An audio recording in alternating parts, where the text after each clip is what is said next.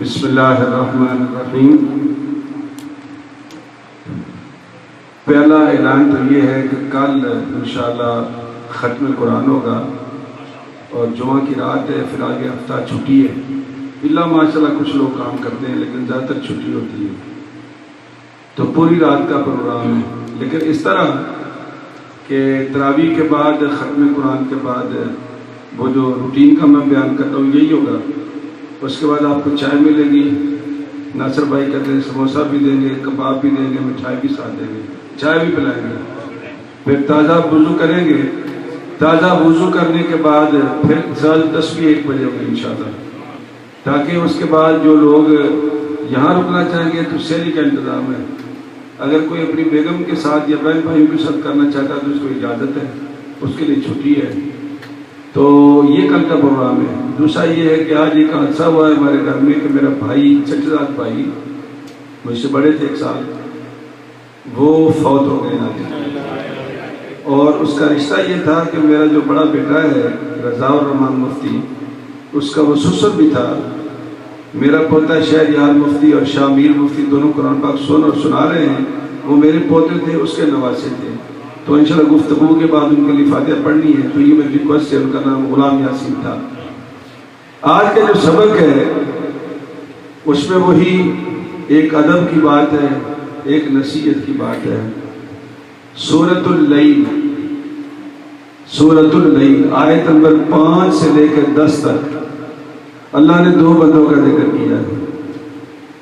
سورۃ اللیل آیت نمبر 5 سے لے کے 10 تک 2 بندوں کا ذکر کیا ہے۔ فَأَمَّا مَنْ أَعْطَى وَاتَّقَى وَصَدَّقَ بِالْحُسْنَى فَسَنُيَسِّرُهُ لِلْيُسْرَى وَأَمَّا مَنْ بَخِلَ وَاسْتَغْنَى وَكَذَّبَ بِالْحُسْنَى فَسَنُيَسِّرُهُ لِلْعُسْرَى۔ اللہ کہتے ہیں فَأَمَّا مَنْ أَعْطَى وَاتَّقَى، ہم نے دیا، دیتا سب کو ہے نا، لیکن ریئلائز لوگ کم کرتے ہیں۔ وہ لوگ کہتے ہیں شاید یہ میرا ہے۔ آج بھی ایک بندے سے میری بات ہو رہی تھی، کوئی نقصان کی بات کر رہا تھا، تو میں نے اس کو کہا، مسجد میں کھڑے تھے، میں نے کہا پاکستان سے لے کے آئے تھے؟ نہیں، یہی کہا۔ تو میں نے کہا جس نے دیا ہے اس نے لے لیا، جس نے لیا پھر دے دے گا۔ یار یہ کون سا مسئلہ ہے تمہارا کہ دل کو لگا لیتے ہو تم؟ رونا صرف اس بات پہ ہوتا ہے جو اپنا ہو، ہمارا تو کسی کے پاس اپنا نہیں۔ تو اللہ کہتا ہے میں نے دیا، لیکن جس کو دیا اس نے ریئلائز کیا، مان گیا کہ اللہ کا دیا ہے۔ وَصَدَّقَ بِالْحُسْنَى، جو میں نے سچی بات بتائی وہ مان گیا۔ فرمایا اب میں کیا کروں گا؟ فَسَنُيَسِّرُهُ لِلْيُسْرَى، اس نے میرے راہ میں دیا، میں اس کے لیے قیامت تک آسانیاں پیدا کرتا چلا جاؤں۔ یہ حضرت صدیق اکبر کا واقعہ ہے کہ بلال حبشی کو بے تحاشا مار پڑتی تھی، پتھروں پہ لٹا دینا، میخے ٹھوک دینا۔ حضرت صدیق اکبر گزرتے اور وہ اس کی ساری تکلیفیں دیکھتے۔ ایک دن اس کے مالک سے بات کی، اس نے کہا کہ یہ تو دبلا پتلا میرا غلام ہے، اگر تو اس کے بدلے میں 10 اوقیہ مجھے چاندی دے اور اس سے موٹا غلام دے دے تو پھر میں تجھے دے دوں گا۔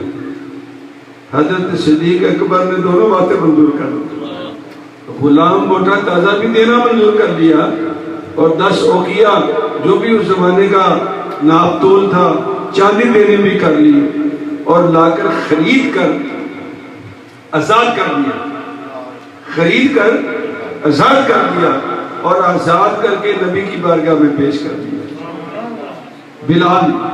اور بلال کی شان پتہ کیا ہے؟ نبی پاک فرماتے ہیں جب وہ جنت میں گئے تو جنت میں ان کے کانوں میں بڑی مانوس سی آواز پڑی چلنے کی، قدموں کی ٹاپ۔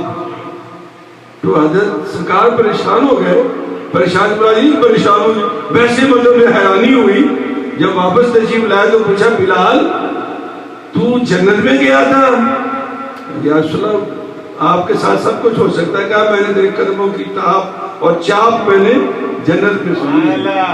جب حور و غلمان ملنے آئی نبی سے تو جو حوروں کی ملکہ تھی اس نے کہا یا رسول اللہ اپنے حسن کی خیرات ادا کر دو. نبی پاک نے فرمایا جا میں نے جو بلال عطا کر دیا جو حوروں کی ملکہ تھی یہ بلال ہے.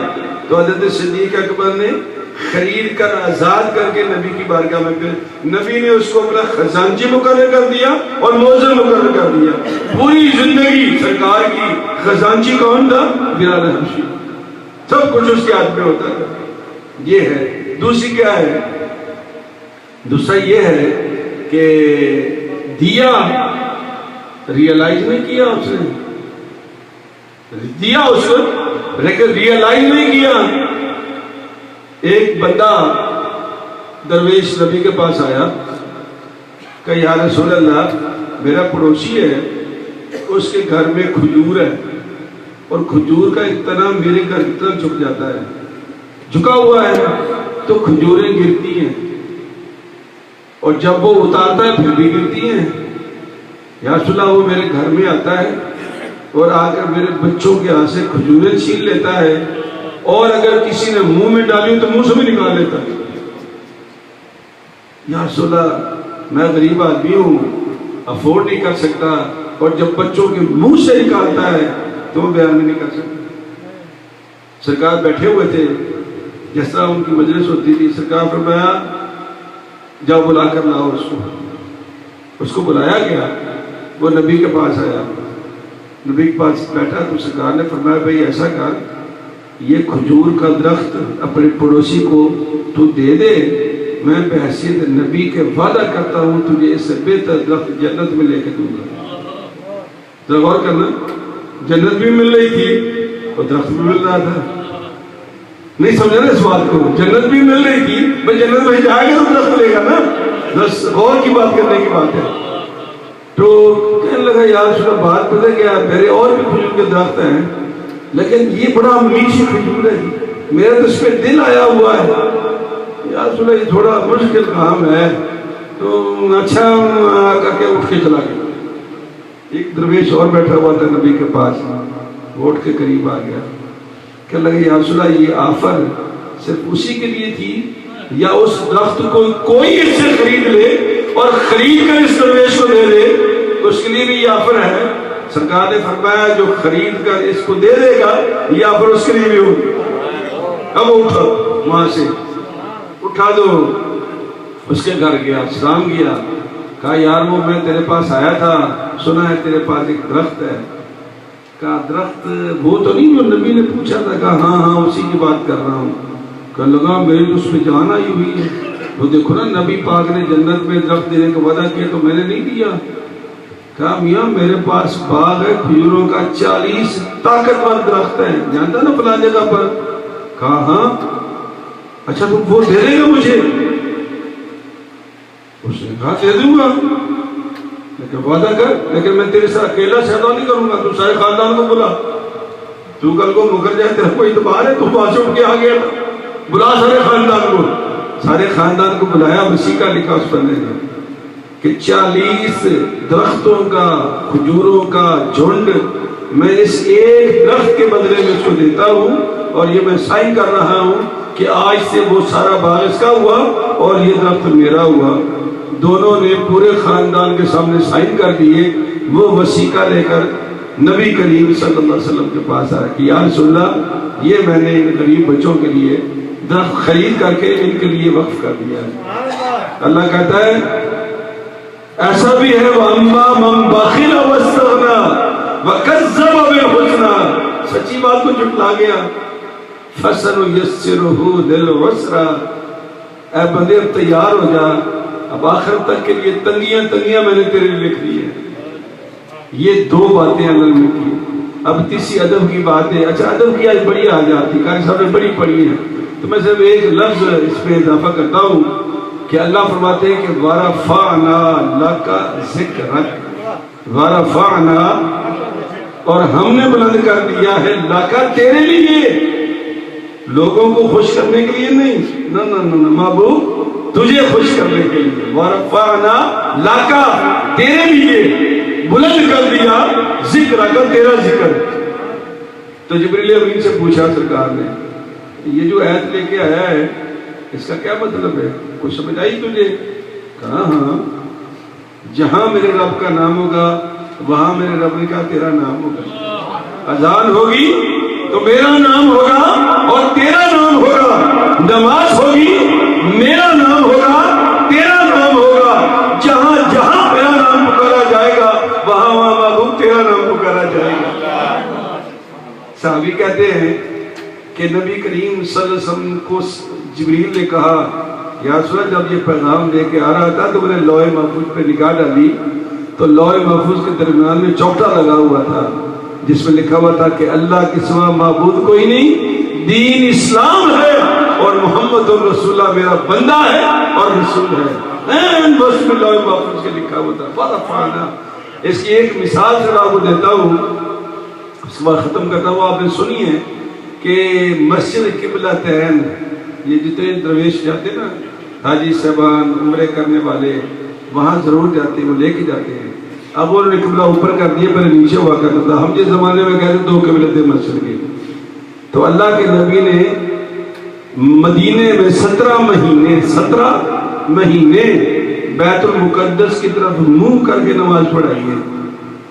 اور پھر جب حکم آیا، حکم کیسے آیا؟ اللہ کہتا ہے فَلَنُوَلِّيَنَّكَ قِبْلَةً قَدْ نَرَىٰ تَقَلُّبَ وَجْهِكَ فِي السَّمَاءِ۔ یہودیوں نے تانا دیا تھا، بڑا ہے نبی بنا پھرتا ہے، کعبہ بھی مارا، کلمہ بھی مارا، ہر چیز ہماری، تو پھر تیرے پاس کیا ہے؟ تانا دیا تھا۔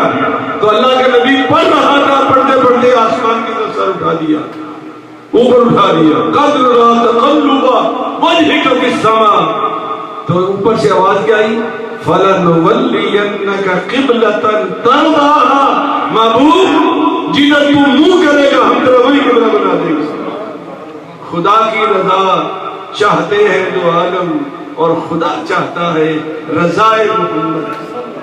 سارے دوست ایک مرتبہ فاتحہ پڑھ لے میرے بھائی کے لیے۔ اللہ پاک سے غنی رحمت فرما۔ بسم اللہ الرحمن الرحیم، الحمدللہ رب العالمین الرحمن الرحیم مالک یوم الدین، ایاک نعبد و ایاک نستعین، اہدنا الصراط المستقیم صراط الذین انعمت علیہم غیر المغضوب علیہم ولا الضالین آمین۔ اے مالک کریم سرکار کی تو خیر تمام انبیاء کرام، اہل بیت اطہار، صحابہ کرام، تابعین، تبع تابعین، اولیاء کاملین، فقہاء دین، علماء ملت الارواح، جمیع المؤمنین والمؤمنات، جمیع المسلمین والمسلمات، خصوصاً بالخصوص میرے چچا بھائی غلام یاسین صاحب کو اصالہ ثواب کرتے ہیں، اللہ تو قبول فرما۔